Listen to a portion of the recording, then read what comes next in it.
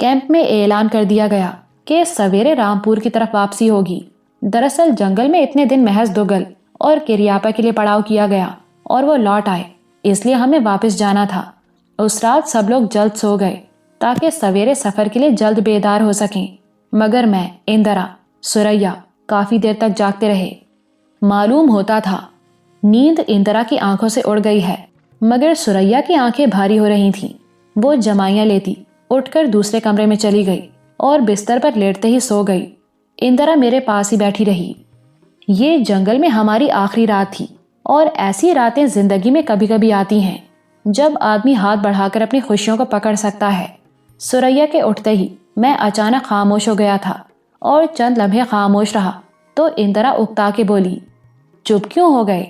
میں نے پارچاتی دیوار کی طرف اشارہ کیا جو ہمارے اور سوریا کے درمیان حائل تھی۔ وہ میرا اشارہ سمجھ گئی اور آواز دبا کے کہنے لگی، بہت سمجھدار اور پیاری لڑکی ہے، وہ کچھ نہیں سنے گی، سو گئی ہے۔ تم اپنی بات کرو۔ کیا بات کروں؟ جو تمہارا من چاہتا ہے۔ مجھے ایک دلچسپ بات سوجھ گئی۔ تم نے سوریا سے میرے اور ہاتھی کے یدھ کی بات اس طرح کی تھی جیسے تمہارا سوئمور ہو رہا ہے۔ وہ سوئمور کے لفظ پر خوشی سے مسکرائی اور بولی، سوئمور میں صرف ہار جیت ہوتی ہے، جان کا خطرہ نہیں ہوتا، مگر تم نے مجھے اپنی جان کے داؤ پر جیتا، اور یہ سوئمور سے بڑی بات ہو گئی ہے۔ میری جگہ کوئی سچ مچ کا راجا مہاراجا یا راجکمار ہوتا تو وہ بھی تمہیں اس یدھ میں جیت لیتا، اپنی جان کھو بیٹھتا یا جیت لیتا، مگر مجھے کسی رجواڑے میں نہیں جانا۔ اور یہ بات میں سری مہاراج سے بھی کہہ چکی ہوں۔ میں چونک سا گیا۔ کسی رجواڑے میں کیوں نہیں جاؤ گی؟ مجھے رجواڑوں کے رنگ ڈھنگ اچھے نہیں لگتے، بڑی گھٹن ہوتی ہے اس ایٹماسفیئر میں۔ یہ کرو، وہ نہ کرو، یہاں جاؤ، وہاں نہ جاؤ۔ پھر سوامی کا یہ چلن کہ ایک رات محل میں کاٹی ہے تو 5 راتیں باہر رنگ رلیاں ہوں گی۔ ہاں، رجواڑوں میں رنگ رلیوں کے قصے تو مشہور ہیں، پھر بھی راجکماریاں راج محلوں میں ہی جاتی ہیں۔ کیا بات نکال بیٹھے ہو؟ چھوڑو اسے۔ تم کسی راجے راجکمار کے ہاں جانا نہیں چاہتی۔ سری مہاراج کو تمہاری چنتا تو ہوگی، انہیں صرف ایک ہی چنتا ہے۔ پھر مسکرا کے کہنے لگی، اور چنتا یہ ہے کہ میں کسی ایسے ویسے آدمی سے دل نہ ہار بیٹھوں۔ میں نے ہنس کے پوچھا، کیا میں ایسا ویسا نہیں؟ واہ، بھلا ایسے ویسے تم جیسے ہوتے ہیں؟ پھر کیسے ہوتے ہیں؟ یہی لیڈر ویڈر لوگ بڑا چکر دیتے ہیں دیش بھکتی کا، مگر مجھے سیاست سے نہیں، صرف شکار سے دلچسپی ہے۔ شکار تو کر لیا تم نے، میں نے نکتہ نکالا۔ نہیں، شکار ہو گئی۔ وہ میرے قریب آ گئی۔ پارچاتی دیوار کے ادھر سوریا کے بے خبر سونے کی ہلکی ہلکی آواز آ رہی تھی۔ میں نے پوچھا، اب تو تمہاری کمر میں درد نہیں؟ ابھی تھوڑا تھوڑا ہے۔ اس نے ہاتھ اپنی کمر پر رکھ لیا۔ یہاں۔ میں نے بات کا رخ بدلا۔ مجھے ایک دھڑکا سا لگ رہا ہے۔ کیسا دھڑکا؟ وہ حیران ہوئی۔ یہی کہ شاید سری مہاراج تمہیں سفر کی اجازت نہ دیں۔ یہ چنتا نہ کرو، وہ میری کوئی بات ٹھکراتے نہیں۔ اگر لمبے سفر کے لیے کوئی ٹال مٹول بھی کریں گے تو میں تمہیں بلا لوں گی اور وہ مجھے تمہارے ساتھ جانے کی آگیا دے دیں گے۔ صرف ایسے ویسے لوگوں سے نہیں ملنے دیتے۔ وہ پھر مسکرائی، مگر فوراً ہی اس کی مسکراہٹ ایک دلچسپ حیرت میں تبدیل ہو گئی۔ مگر تمہیں ان کے سامنے بلانا ٹھیک نہیں۔ کیوں؟ اب میں حیران ہو رہا تھا۔ اگر انہیں پتا چل گیا کہ تم مجھے اور میں تمہیں پسند کرتی ہوں تو پنڈت جی کو بلا لیں گے، پھر ہو سکتا ہے تمہیں بھی سفر کی آگیا نہ دیں۔ میں یہ نہ سمجھ سکا مجھ سے مذاق کر رہی ہے یا دیکھنا چاہتی ہے کہ اس کی حسین ترغیب پر کس رد عمل کا اظہار کرتا ہوں۔ پنڈت جی کو بلانے والی بات یقیناً حیرت انگیز تھی، مگر یہ کوئی مذاق نہیں بلکہ امر واقع تھا کہ اس کے من میں پریم کی جوت جل رہی تھی۔ کہنے لگی، رانا صفدر نے تمہارے بارے میں جو چٹھی مجھے لکھی اس میں تمہاری خوب تعریف کی تھی کہ تم یہ ہو وہ ہو، ساتھ ہی رامپور میں شکار کی دعوت بھی دی۔ میں صرف یہ دیکھنا چاہتی تھی کہ شکاری کیسے ہو، اس لیے آ گئی۔ پھر کیسا ہوں شکاری؟ ارے میں تو دہلی ریلوے اسٹیشن پر تمہارا پرتاپ دیکھ کر سمجھ گئی تھی کہ نشانہ بھی ٹھیک لگاتے ہوگے، مگر جنگل میں آ کر دیکھا تو پتا چلا میں نے جو سوچا تھا اس سے زیادہ زوردار نشانہ لگاتے ہو۔ پہلے دن تم نے اتنے بڑے شیر کی کھوپڑی اڑائی اور آج بدمست ہاتھی کا تالو پھاڑ دیا۔ ایسا پکا نشانہ ہے تمہارا کہ ٹارگٹ سے ایک سوتر ادھر ادھر نہیں ہوتا۔ شکاری کو اپنے ٹارگٹ سے ادھر ادھر ہونا بھی نہیں چاہیے۔ ٹارگٹ کے تو بڑے پکے ہو۔ پھر ذرا مسکرا کے بولی، صرف گولی نہیں، تمہاری بات بھی نشانے پر بیٹھتی ہے۔ کل جو باتیں تم نے بتائیں ان سے میرے وچاروں میں بڑا چینج آیا ہے، اور اب میں یہ سمجھنے لگی ہوں کہ مرد عورت میں 19-20 کا فرق ہے، صرف ایک ہندسے کا معمولی سا فرق۔ کیا ایک ہندسے کو معمولی سمجھتی ہو؟ میں نے ذرا نکتہ آفرینی سے کام لیا۔ اگر ایک کے ساتھ 0 لگا دیا جائے تو یہی 1 10 ہو جاتا ہے، 2 0 لگ جائیں تو 100، 3 سے 1000، 4 سے 10,000، جتنے 0 لگاتے جاؤ ایک کا ہندسہ بڑھتا جائے گا، اور اس طرح 2 ملنے والوں کے درمیان 1 میل کا فاصلہ ہزاروں لاکھوں میل میں بدل سکتا ہے۔ اس نے پیار بھری نظروں سے مجھے دیکھا۔ اگر سارے 0 مٹا دیے جائیں پھر دونوں ملنے والے 1 ہو جائیں گے۔ وہ کچھ اور قریب ہو گئی۔ تم نے وہ پرانے یونانیوں کی بات سنائی تھی تو 1 ہونے کی کوشش کرتے ہیں۔ وہ تو اگلے وقتوں کی دیو مالائی کہانی تھی، مگر مجھے یہ بات بہت اچھی لگی کہ جب نر ناری کا جنم ہوا تب دونوں کا شریر ایک تھا۔ اگر دونوں ایک ہی رہتے تو اچھا تھا، ایک ساتھ اٹھتے بیٹھتے، ایک ساتھ کھاتے پیتے، ایک ساتھ سوتے جاگتے، لیکن اس طرح بہت گڑبڑ ہو جاتی۔ نر مرتا تو ساتھ ناری بھی مر جاتی، اور ناری مرتی تو نر کو بھی مرنا پڑتا۔ پھر مرد پسینے کی کمائی سے روٹی حاصل کرتا تو ناری کو بھی اس کے ساتھ محنت مشقت کرنا پڑتی، اور ناری بچہ جنتی تو مرد کو بھی۔ وہ ہنس دی۔ ہاں، یہ گڑبڑ تو ضرور ہوتی۔ اس لیے قدرت نے دونوں کے لیے جو بہتر سمجھا وہی کیا۔ وہ 2 ہو کر بھی 1 ہوتے ہیں۔ اندرا نے مسکرا کر انگڑائی لی تو میں نے کہا، اب سو جاؤ، سویرے رامپور جانا ہے۔ اس نے کہا مان لیا اور اپنے کمرے میں چلی گئی۔ میں بستر پر کچھ دیر جذبات کی آنچ پر جلتا رہا، مگر یہ نہیں جانتا کہ کب مجھے اور کب اندرا کو نیند آئی۔ سویرے کسی کھٹکے سے آنکھ کھلی تو کیا دیکھتا ہوں کہ وہ اسٹوو پر چائے تیار کر رہی، بلکہ کر چکی تھی، کیونکہ میرے جاگتے ہی اس نے کیتلی اسٹوو سے اتار کر نیچے رکھی اور میری طرف دیکھ کر بولی، اچھا ہوا تم جاگ گئے، میں تمہیں جگانے والی تھی۔ میں حیران ہوا، معلوم ہوتا ہے رات سوئی نہیں تم۔ سو گئی تھی، مگر یہ ٹھان کر سوئی تھی کہ سویرے تمہیں اپنے ہاتھ کی چائے پلاؤں گی۔ بس وقت پر آنکھ کھل گئی۔ اس نے 2 پیالیوں میں چائے اونڈیلی، ایک میرے لیے، دوسری اپنے لیے، مگر ایک خالی پیالی کیتلی کے پاس رکھ دی۔ میں سمجھ گیا تیسری سریا کے لیے تھی۔ پھر میرے پاس بیٹھ کر چائے پینے لگی۔ میں نے پوچھا، کیا ضروری تھا کہ تم چائے بناؤ؟ اس نے جواب نہ دیا۔ سوال کیا، چائے کیسی ہے؟ مہک تو بہت اچھی ہے، پتہ نہیں چائے کی ہے یا تمہارے ہاتھوں کی۔ وہ مسکرائی، کسی کی تو ہوگی۔ ہم چائے پی رہے تھے کہ سریا بھی بستر سے اٹھ کر درشنوں کے لیے آ گئی۔ آج اس کے چہرے پر حیرت کی بجائے مسکراہٹ تھی۔ اندرا اسے دیکھتے ہی بولی، آج پھر میں نے تم سے پہلے تمہارے بھائی جان کے درشن کر لیے، چلیے میں آپ دونوں کے درشن کیے لیتی ہوں۔ اس نے سلام صبح کہا، درشن کیے اور پرنسس کے پاس ہی بیٹھ گئی۔ پرنسس نے تیسری پیالی میں چائے اونڈیل دی۔ ہم تینوں چائے پینے اور واپسی کے بارے میں باتیں کرنے لگے۔ کیمپ میں کچھ لوگ بیدار ہو گئے تھے۔ سریا کا خیال تھا روانگی جتنی جلدی ہوگی واپسی کا سفر اتنا ہی آسان اور خوشگوار ہوگا۔ وہ چائے پیتے ہی پیرو کو ناشتے کے بارے میں ہدایت دینے چلی گئی۔ میں نے بھی بستر چھوڑا اور باہر نکلا تو بڑے ماموں کلوا اور دونوں ڈرائیوروں کے ساتھ خاردار تاروں کا جنگلہ اکھڑوانے میں مصروف تھے۔ یہ کام ذرا مشکل تھا۔ پھر دگل اور کریاپا بھی ہاتھ بٹانے لگے۔ کوئی 1 گھنٹے کے اندر کیمپ کے حفاظتی دیوار لپیٹ کر وین کی چھت پر لاد دی گئی۔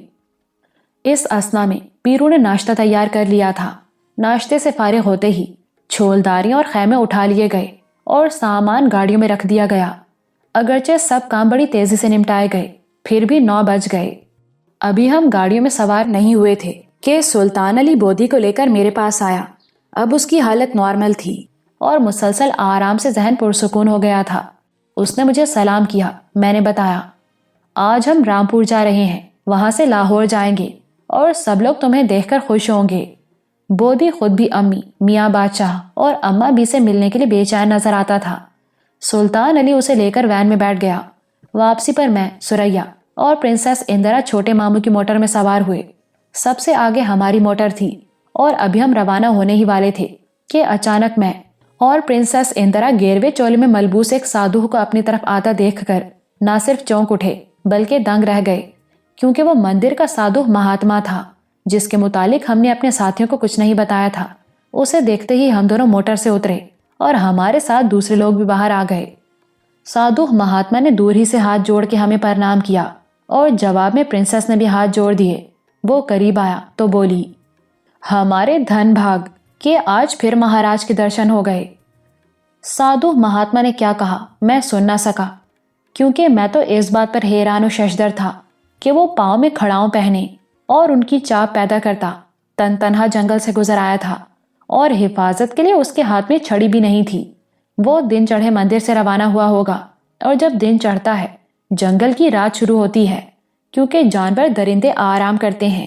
پھر بھی رات ہو یا دن اکیلا آدمی جنگل سے گزرنے کی جرت نہیں کرتا، اور میں اسی بات پر حیران تھا کہ اس نے جنگل کے خطروں کی پرواہ نہیں کی۔ سوچا شاید کوئی ضروری کام ہوگا اور ہمارے ساتھ شہر جانے کے ارادے سے آیا ہے۔ اندرا نے بھی یہی سوچا اور پوچھ لیا، مہاراج آج ہم لوگ واپس رامپور جا رہے ہیں، کیا آپ بھی چلیں گے ہمارے ساتھ؟ نہیں راجکماری، اس نے جواب دیا، ایک چیز دینے آیا ہوں جو کل بھول گیا تھا۔ یہ بات مزید حیرت انگیز تھی کہ اسے ہمارے پڑاؤ کا پتہ کیسے چل گیا، لیکن ہماری حیرت کی پرواہ کیے بغیر اس نے اپنے چولے کی بغلی جیب میں ہاتھ ڈال کر ایک چھوٹا سا عجیب و غریب منکا نکالا جس پر ننھے ننھے بھورے سے مسام دکھائی دے رہے تھے، اور اسے میری طرف بڑھا کے بولا، پرنتو یہ منکا تمہارے لیے ہے، جس کے پاس ہو کوئی سانپ اس کے پاس نہیں پھٹکتا۔ شیشناگ کا من ہے۔ کل تمہارے چلے آنے کے بعد یہ بات بھی میرے من میں پرکاش ہوئی تھی، یہ گنڈا تمہیں دینا چاہیے تھا، پر مجھ سے بھول ہو گئی۔ رات سوچتا رہا کہیں تم چلے نہ جاؤ، اس لیے سویرے ہی مندر سے چل دیا، اور اچھا ہوا کہ ٹھیک اسی سمے پہنچ گیا جب تم لوگ جنگل چھوڑ کر جا رہے تھے۔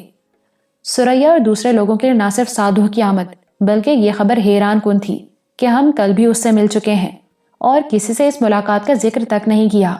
سریا حیرت پاش نظروں سے کبھی اسے کبھی مجھے اور پرنسس اندرا کو دیکھے جا رہی تھی۔ یہ سانپ کا من کا تو میرے لیے بھی اچنبھا تھا۔ میں سمجھ گیا کہ زندگی میں کبھی نہ کبھی کہیں نہ کہیں مجھے سانپ کا خطرہ درپیش ہے، اور سادھو مہاتما نے یہ بات اپنے پرکاش یا علم توجہ سے معلوم کر لی ہے، اس لیے مجھے سانپ سے بچنے کا تعویذ گنڈا دینے آیا ہے۔ گویا اسے میری زندگی کی فکر ہے۔ میں نے اس کا شکریہ ادا کیا اور جھک کر گھٹنوں کو ہاتھ لگانا چاہا تو ایک دم پرے ہٹ گیا۔ ارے یہ کیا کرتے ہو؟ عمر میں چھوٹے سہی مگر تمہاری سیڑھی بڑی ہے مجھ سے۔ اب مجھے بھی کچھ جرت ہوئی۔ میں نے تو کل نہیں بتایا تھا کہ ہم کہاں ٹھہرے ہیں، آپ کو ہمارے ٹھکانے کا پتہ کیسے چل گیا کہ سیدھے یہیں چلے آئے؟ من میں کسی کو ڈھونڈنے کی کلپنا ہو تو اس کا ٹھکانہ آپ سے آپ مل جاتا ہے۔ پھر اس نے دونوں ہاتھ جوڑ دیے۔ اچھا پرنتو اب میں چلوں گا، کہیں میرے کارن تمہارا سفر کھوٹا نہ ہو۔ ہاں یہ من کا کہیں کھو نہ دینا، سنبھال کے رکھنا، اور اگر اس پر بھورے بھورے بال آ جائیں تو گھبرانا نہیں۔ یہ کہہ کر اس نے پرنسس کو بھی پرنام کیا اور جدھر سے آیا تھا اسی طرف لوٹ گیا۔ ہم سب لوگ حیرت زدہ سے اسے جاتے دیکھتے رہے۔ ابھی وہ تھوڑی دور گیا تھا کہ ایک انوکھے اور حیرت انگیز منظر نے ہم پر سختہ طاری کر دیا۔ ہم سب نے دیکھا کہ کچھ فاصلے پر ایک بہت بڑا سانپ تھا، اور وہ مندر کا شیشناگ تھا، راستے میں بیٹھا اور پھن اٹھائے جیسے اس کی واپسی کا انتظار کر رہا تھا۔ جو ہی وہ قریب پہنچا سانپ اس کے پیچھے پیچھے رینگنے لگا، گویا اس کا باڈی گارڈ تھا۔ جس طرح میں جنگل میں سادھو مہاتما کو دیکھ کر اس غلط فہمی میں مبتلا ہو گیا تھا کہ وہ مندر میں تنہا رہتا ہے، اور بعد ازاں میرا خیال غلط ثابت ہوا تھا، اسی طرح میری یہ غلط فہمی بھی دور ہو گئی کہ وہ جنگل سے تنہا گزرا ہے، کیونکہ یہاں بھی شیشناگ اس کے ہمراہ اور حفاظت کا فرض ادا کر رہا تھا۔ ہم سب گمسم کھڑے دونوں کو آگے پیچھے جاتے دیکھتے رہے۔ سادھو مہاتما نے کہا تھا کہ وہ وشنو کا شیشناگ ہے، اور یہ بات بھی بتائی تھی کہ تخلیق کائنات سے پہلے جب ہر طرف پانی ہی پانی تھا، سانپ پانیوں پر تیرتا تھا اور وشنو بھگوان اس کے بچھونے پر سوتے تھے۔ سادھو مہاتما کا آنا اگر کوئی شعبدہ تھا جس پر ہم حیران رہ گئے تو جانا ایک طلسم تھا جس نے ہمیں سحر زدہ سا کر دیا، اور ہم لوگ اس وقت تک مہاتما اور اس کے رکھوالے سانپ کو دیکھتے رہے جب تک دونوں درختوں اور جھاڑیوں کی اوٹ میں نظروں سے اوجھل نہیں ہو گئے۔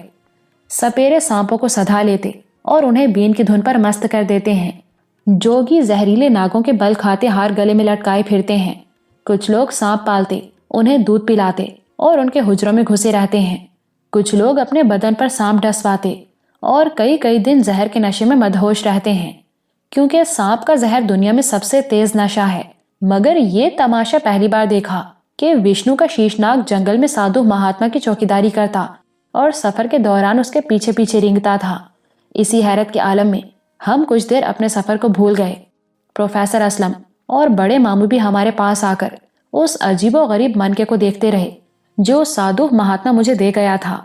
मन का हुज्जम में बड़े बेर और देखने में सफेदी माइल भूरा था। ऊपर नन्हे मुन्ने बारीक मसाम थे। बड़े मामू कहने लगे, सुना है सांप का मन का जिसके हाथ लगे वो खुशकिस्मत होता है, दौलत उसकी तरफ खिंची आती है। गरीब लखपति और लखपति अरबपति हो जाते हैं। सब हैरत से उन्हें देखने लगे। प्रोफेसर मुस्कुराए। सांप के मन के बारे में बहुत सी कहानियां मशहूर हैं। ये भी देखा है कि बाज सपेरे और जोगी कभी कभार लोगों को सांप के मन के तोहफे और सौगात में दे जाते हैं, मगर उनकी बदहाली खुशहाली में नहीं बदलती। वो सांप के मन के नहीं होंगे, कुछ और होगा। अगर सांप का मन दौलतमंदी की अलामत है तो सपेरे लखपति क्यों नहीं हो जाते? मेरी बात ने सबको चौंका दिया और सुरैया बोली, मगर भाईजान को यह मन का इसलिए दिया गया है कि इनकी हिफाजत करेगा। बड़े मामू ने फिर सुनी सुनाई बात सुनाई।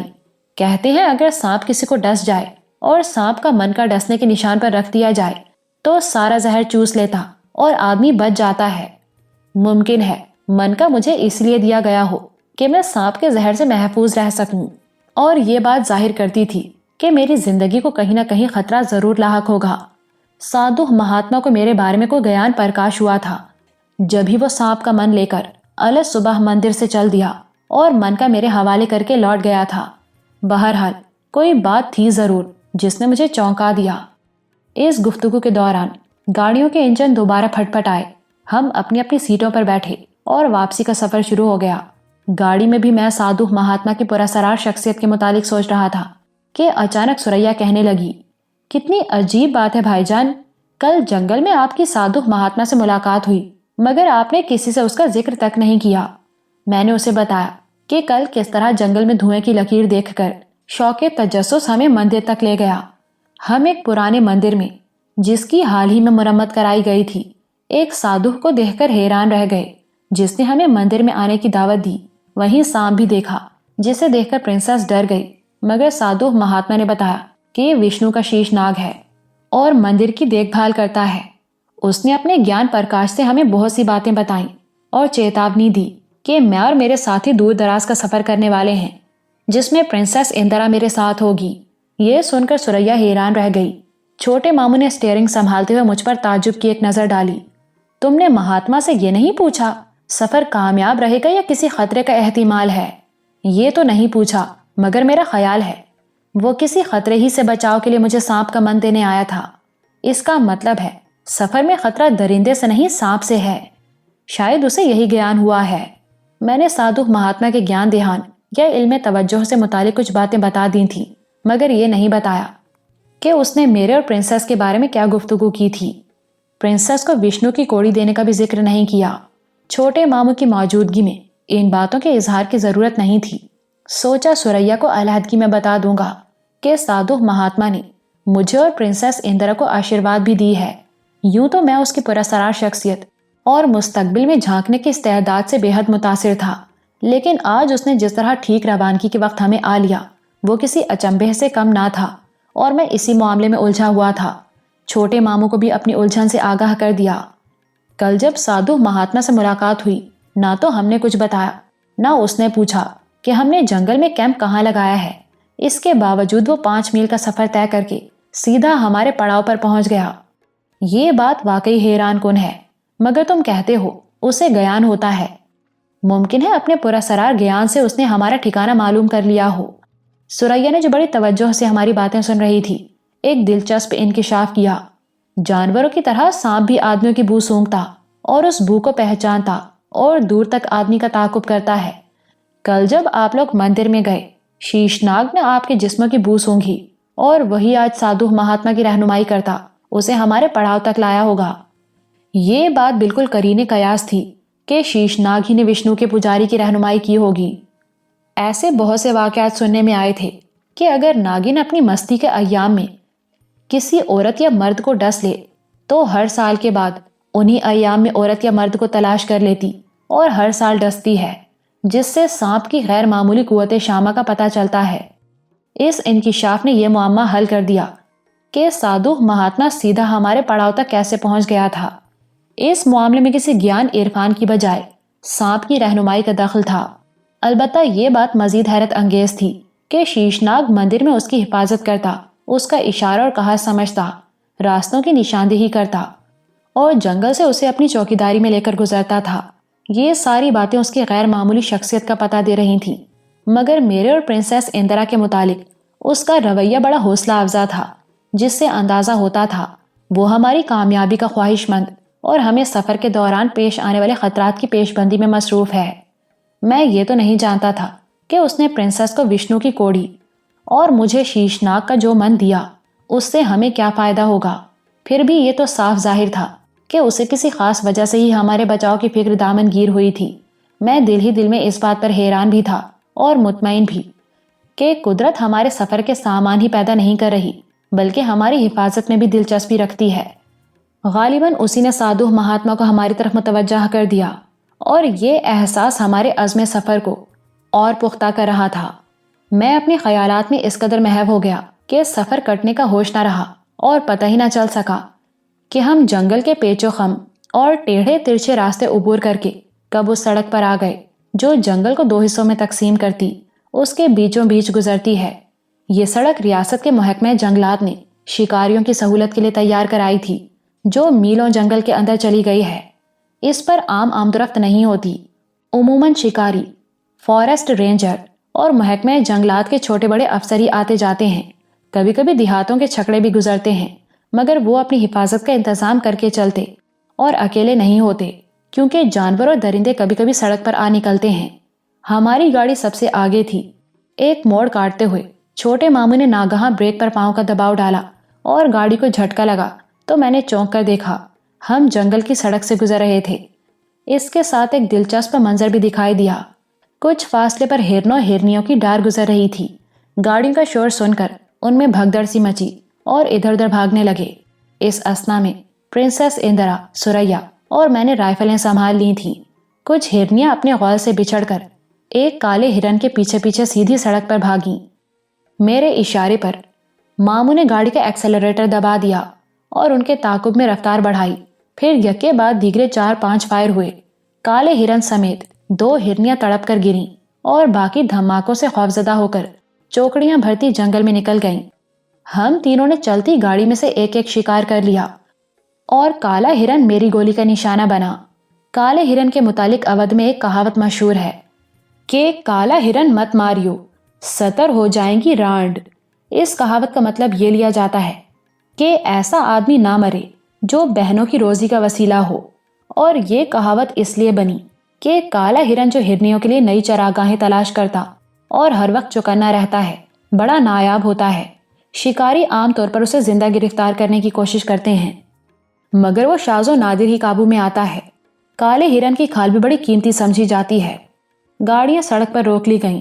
ہرن اور ہرنیوں کو ذبح کر کے کھالیں اتاری گئیں اور ان کا گوشت رانوں اور بڑے بڑے پارچوں کی شکل میں سنبھال لیا گیا۔ یہ گویا گھر والوں کے لیے جنگل کا تحفہ تھا۔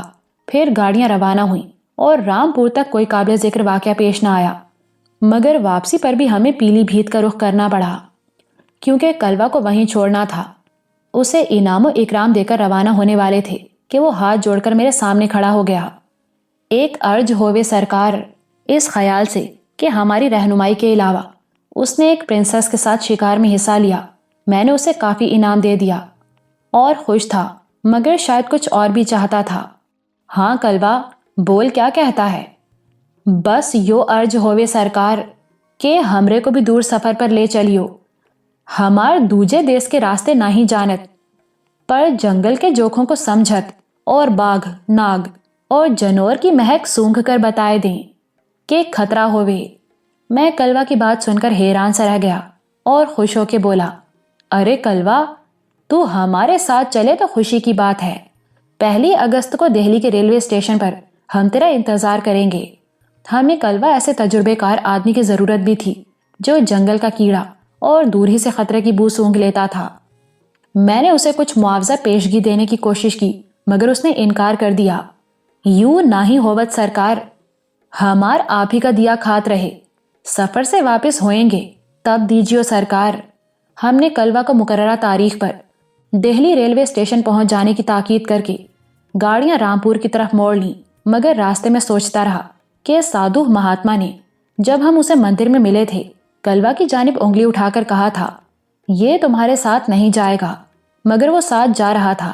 ख्याल आया साधु महात्मा पुरस्कार कुदरत का इशारा समझने में चूक गया हो। दोपहर को रामपुर पहुंचे तो वहां बड़ी बेचैनी से हमारा इंतजार हो रहा था। प्रोग्राम के मुताबिक हमें 6-7 दिन में शिकार से लौट आना था, मगर दुग्गल और किरियापा के इंतजार की वजह से 5 रोज लेट हो गए थे, जिससे घर वालों की परेशानी बढ़ गई। सब फिक्रमंद थे कि कहीं कोई हादसा न हो गया हो। पहले कहीं अर्ज कर आया हूँ, शिकारी जब जंगल में दाखिल होता है उसकी निस्फ जिंदगी दाव पर लग जाती है। वो सिर्फ बकिया निस्फ जिंदगी की हिफाजत करता है। गालिबन इसी अंदेशे ने घर वालों को घेर लिया था, मगर जूं ही हमारी गाड़ियां हवेली के करीब पहुंची वहां खुशी की लहर दौड़ गई। ममानी निगार ने नौकरानियों को अड़ोस पड़ोस में दौड़ाया और प्रिंसेस के इस्तकबाल का फौरी बंदोबस्त किया। गाड़ियां हवेली के फाटक पर रुकीं तो सुरैया प्रिंसेस इंदिरा को लेकर जनान खाने के दरवाजे की तरफ बढ़ी। एक रंग बरंगा झमघटा उन्हें अपने जिलाओं में लेकर अंदर गायब हो गया। फौरी पजीराई का ये अंदाज भी राजपूतों की तहजीब का एक रंग था। गाड़ियों से सामान उतरवाने में कुछ वक्त लग गया। इस असना में निशिस्तगाह और मेहमान खाने के दरवाजे खुल गए। मैं तो प्रोफेसर असलम, राना सफदर और विक्रम के साथ दीवान खाने में जा बैठा। दूसरे लोग अपने अपने कमरों में चले गए और दोनों मामू जंगल का तोहफा तकसीम करने में मसरूफ हो गए। बड़ी वैन वापस भेज दी गई, अलबत्ता दूसरी रियासती गाड़ी ड्राइवर समेत राजपूत राजकुमारी के लिए उस वक्त तक वक्फ थी जब तक वो रामपुर में कयाम करे। गर्मा के अयाम थे। नौकर मेहमानों को शरबत पिला रहा था कि नाना नवाब दीवान खाने में तशरीफ लाए और ये खबर सुनकर बेहद खुश हुए कि बोधी 14 साल की तवील दीवानगी के बाद होश में आ गया और सबको पहचानने लगा है, मगर गोयाई अभी तक वापस नहीं आ सकी। बोधी को फौरन उनके सामने पेश किया गया। उसने नाना नवाब को पहचान कर दस्तूर के मुताबिक सलाम किया तो उन्होंने उठकर बोधी से हाथ मिलाया। उन्हें पहले ही समझा दिया गया था कि फिलहाल अब्बू के बारे में कोई सवाल न करें, क्योंकि बोधी के मौलिद सुल्तान अली का ख्याल था चंद रोज में जहनी तब्दीली ज़रा पुख्ता हो जाएगी तो किसी रोज़ उससे माजी के सफ़र और हादसे के बारे में पूछना ज़्यादा बेहतर होगा। इसीलिए नाना नवाब ने बोधी से कुछ नहीं पूछा, सिर्फ उसकी जहनी तब्दीली पर खुशी का इजहार किया। क़ारीन को याद होगा, इस शिकार पार्टी के सिलसिले में सबसे पहले नाना नवाबी को इत्तला दी गई और लिख दिया गया था कि शिकार का मकसद बोधी पर एक तजुर्बा करना है। वो तजुर्बे की कामयाबी पर इस कदर मसरूर थे कि फौरन नौकर को बाजार भेजा और मिठाई की 2 टोकरियां मंगवाईं। एक टोकरी तो जनान खाने में भेज दी गई, दूसरी मर्दाने में तकसीम हुई। जब बोधी को पता चला कि मिठाई उसकी सेहतयाबी की खुशी में बांटी गई है तो फरते जज्बात से उसकी आंखें भीग गईं और बेख्तियार नाना नवाब के कदमों से लिपट कर रोने लगा। मेरी ननिहाल में भी नौकरों और घर में काम काज करने वाली खादमाओं को बड़ा ख्याल रखा जाता और उन्हें घर के फर्द की हैसियत दी जाती है। बोधी के साथ भी यही सुलूक किया गया था जिसने उसका दिल पिघला दिया। नाना ने बोधी को उठाया, थपकी दी और कहा, खुदा ने चाहा तो बहुत जल्द तेरी जबान की गिराह भी खुल जाएगी, तू बोलने लगेगा। ये बोधी की जिंदगी का एक नया दिन था। वो 15.5 साल के बाद एक बार फिर रामपुर के जंगलों से लौटा तो बहुत सी भूली यादें ताज़ा हो गई थीं। जिस आदमी का दिमाग सोचने समझने की सलाहियत खो दे वो मर जाता है, क्योंकि जिंदगी शऊर का नाम है। मगर बोधी अपने जहनी कब्रिस्तान के अंधेरों से निकल आया था, गोया एक मुर्दा जिंदा हो गया। नाना ने उसे नई जिंदगी पर मुबारकबाद दी और रुखसत कर दिया। मैं उसे और सुल्तान अली को दरवाजे तक छोड़ के लौट रहा था कि नज़र दीवान खाने के उस दरवाजे पर पड़ी जो हवेली के अंदर खुलता है। उसके क्वाड़ों की झिरी से छोटी गुल को झांकते देखकर हैरान हुआ। वो बरामदे में खड़ी मुझे इशारे से बुला रही थी। मैं दीवान खाने से निकलकर बरामदे में पहुंचा तो उसने रामपुरी अंदाज में आदाब किया और सरगोशी के लहजे में बोली, आपको अंदर बुलाया जा रहा है। मैंने सोचा شگفتہ اور دوسری خادمائیں کھانا وغیرہ تیار کرنے یا دوسرے کاموں میں مصروف ہوں گی، اور ممانی نگار نے بودی کی ذہنی تبدیلی کی خبر سن کر چھوٹی گل کو بھیج دیا ہوگا کہ مجھے بلا لائے۔ 11 برس کی تو تھی، ابھی برقع پہننا شروع نہیں کیا تھا اور مردانے میں آتی جاتی تھی۔ البتہ بڑی گل اب پردہ کرنے لگی تھی۔ جنگل میں قیام کے دوران جب سریا نے پرنسس اندرا کے سامنے روشنارہ ادا کا قصہ چھیڑ دیا تو ازراہ مذاق چھوٹی گل کا بھی ذکر ہوا تھا۔ میں نے پہلی بار ذرا غور سے اس کی طرف دیکھا، قامت کا جائزہ لیا جو ابھی قیامت نہیں بنی تھی، اور اس کے ساتھ ساتھ چل دیا۔ برآمدے سے نکل کر اس نے ممانی نگار کے آشیانے کا رخ کیا اور میں نے چلتے چلتے یوں ہی پوچھ لیا، چھوٹی گل، کیا تجھے شعر ویر لکھنے کا شوق نہیں ہوا؟ اس نے چونک کر مجھے دیکھا، بات سمجھی اور مسکرائی۔ شوق تو بہت ہے، مگر باجی ادا ہمیں شعر لکھنے سے منع کرتی ہیں۔ واہ، خود شاعری کرتی ہے، تجھے کیوں روکتی ہے؟ ہمیں کیا معلوم، شاید ڈرتی ہیں کہ ہمارے سامنے ان کا چراغ ماند پڑ جائے گا۔ میں اس کی بات سن کر حیران سا رہ گیا۔ کیا اتنے اچھے شعر لکھتی ہے تو؟ کہاں، جب ہم شعر لکھنے بیٹھتے ہیں باجی چھڑی لے کر بھاگتی ہیں کہ مت لکھو شعر۔ پھر میری طرف دیکھ کر کہنے لگی، آپ باجی ادا سے ہماری سفارش کر دیجئے نا کہ ہمیں غزل لکھنے سے نہ روکیں۔ چھوٹی گل خود ایک ربائی لگ رہی تھی۔ میں نے پوچھا، کیا میری سفارش چل جائے گی؟ آپ ہی کی سفارش تو چلے گی، کیجئے گا نا سفارش۔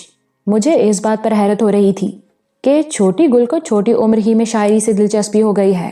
میں نے وعدہ کیا، ممانی نگار سے ملاقات کرنے کے بعد ادا سے ملوں گا تو ضرور سفارش کروں گا۔ اس نے ہونٹوں میں انگلی داب کر مجھے دیکھا اور مسکرا دی۔ بڑی معنی خیز مسکراہٹ تھی۔ ہم ممانی نگار کے دروازے پر پہنچ گئے، مگر وہ مجھے وہیں چھوڑ کر ہنستی مسکراتی راہداری میں ہو لی اور صحن کی طرف نکلتی چلی گئی۔ میں کمرے میں داخل ہوا تو ممانی نگار کی بجائے روشنارہ ادا کو دیکھ کر پریشان سا ہو گیا، جو مجھے دیکھتے ہی آداب بجا لائی۔ اب چھوٹی گل کی مسکراہٹ کے معنی کھلے۔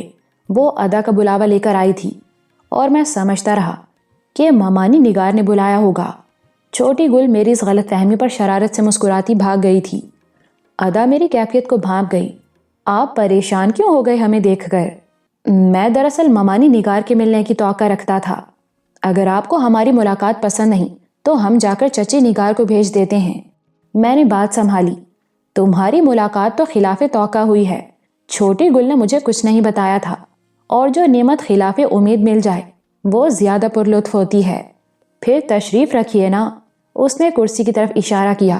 میں بیٹھا تو وہ بھی ایک کرسی پر بیٹھ گئی۔ غالباً اس نے گزشتہ سلوک کی تلافی کا راستہ نکالا اور موقع سے فائدہ اٹھا کر مجھے بلوا لیا تھا، کیونکہ سب عورتیں پرنسس اندرا کے گرد جم گھٹا کیے بیٹھی ہوں گی، اور وہ چپکے سے کھسک آئی۔ یوں اس نے چھوٹی گل کے کندھے پر رکھ کر ملاقات کی بندوق چلائی تھی۔ شام ہونے والی تھی۔ وہ چوڑی دار پاجامے، گھٹنوں تک لمبے آسمانی فراک اور شفق رنگ کے مدانی دوپٹے میں شام اودھ کی حسین تصویر نظر آ رہی تھی۔ میں نے سر سے پاؤں تک ذرا شاعرانہ نقطہ نظر سے دیکھا تو سراسر غالب کی غزل معلوم ہوئی۔ اور غزل کون سی؟ غنچۂ نو شگفتہ کو دور سے مت دکھا کے یوں۔ معلوم ہوتا تھا باتیں تو بہت سی کرنا چاہتی ہے، مگر ان کی ابتدا نہیں مل رہی اور سوچ رہی ہے کہ بات کہاں سے شروع کرے۔ آخر اس نے جنگل کا سہارا لیا۔ بہت دیر لگا دی آپ نے شکار میں، ہم کئی دن سے آپ کے منتظر تھے۔ شکار کے لیے بھٹکنا پڑتا ہے، پھر درندے اور شکاری میں گھات لگتی ہے، اس لیے دیر سویر ہو جاتی ہے۔ مان مجھے اس کی شاعری کا خیال آیا، مگر وہ تمہاری غزل خوب تھی، کیا آپ کو کہیں۔ شکریہ۔ اس نے خالص لکھنوی انداز میں سیدھا ہاتھ پیشانی کی طرف اٹھایا، جیسے کسی مشاعرے میں داد وصول کر رہی ہو۔ آپ کو پسند آئی غزل؟ نہ صرف مجھے بلکہ سریا کو بھی بہت پسند آئی، اور پرنسس اندرا کو۔ میں نے محسوس کیا کہ پرنسس اندرا کی رائے جاننے کے لیے خاصا تجسس رکھتی ہے، مگر پرنسس اندرا کو تو اس غزل کی ہوا بھی نہیں لگنے دی تھی۔ مجھے بات سوجھ گئی۔ کیا اب تمہاری غزلیں سب کو دکھاتا سناتا پھروں؟ پرنسس کو سنا دینے میں کیا مذائقہ تھا، وہ پہلے بھی ہمارے اشعار سن چکی ہے۔ گویا چاہتی تھی کہ میرے ساتھ جس تعلق کا اظہار اس نے غزل میں کیا تھا وہ اندرا کو بھی معلوم ہو جائے۔ میں نے پوچھا، غزل تم نے میرے لیے کہی تھی یا پرنسس کے لیے؟ اس سوال پر کچھ بوکھلا سی گئی۔ آپ ہی کے لیے کہی تھی۔ تو بس مجھے پہنچ گئی۔ پھر ایک پل ٹھہر کر سوچ کر کہا، وہ غزل تو گھر کی بات ہے اور گھر کی باتیں دوسروں کے سامنے نہیں کرتے۔ اس اشارے کنائے میں اسے یہ بھی سمجھانے کی کوشش کی کہ کہیں پرنسس کے سامنے اپنی محبت کی پٹاری کھول کر نہ بیٹھ جانا۔ مجھے اندیشہ تھا شاید اندرا باتوں باتوں میں اس سے پوچھ بیٹھے کہ وہ مجھ میں کہاں تک دلچسپی رکھتی ہے، اس لیے سریا کو تاکید کر دی تھی کہ دونوں کو تنہائی کا موقع نہ دے، اور اگر کوئی بات اس کی موجودگی میں چھڑ جائے تو ایسی خوبصورتی سے سمیٹ لے کہ نہ پرنسس کے پلے کچھ پڑے نہ ادا کے دل پر کوئی بار گزرے۔ قارئین میری پریشانی سمجھ رہے ہوں گے کہ دو کشتیوں کے سوار کو کیسے کیسے خطروں کا دھڑکا لگا رہتا ہے۔ میں اس ملاقات کی غائیت سے واقف نہ تھا، صرف یہی سمجھا کہ ادا نے بس ملنے کا ایک چانس لیا ہے۔ خود ہی کہنے لگی، اب تو آپ ہم سے ناراض نہیں ہیں، پہلے کب ناراض تھا؟ ناراض تھے آپ جبھی تو آپ کے چلے جانے کے بعد چچی جان نے امی سے ہماری شکایت کی۔ کیا شکایت کی؟ یہی کہ ہم آپ سے ملتے نہیں، بولتے نہیں، بات نہیں کرتے۔ ادھر اپنی حالت یہ ہے کہ ہم خیالوں میں بھی آپ ہی سے باتیں کرتے ہیں۔ میں سمجھ گیا کہ نگار نے بڑی ممانی سے یہ شکایت کیوں کی ہوگی۔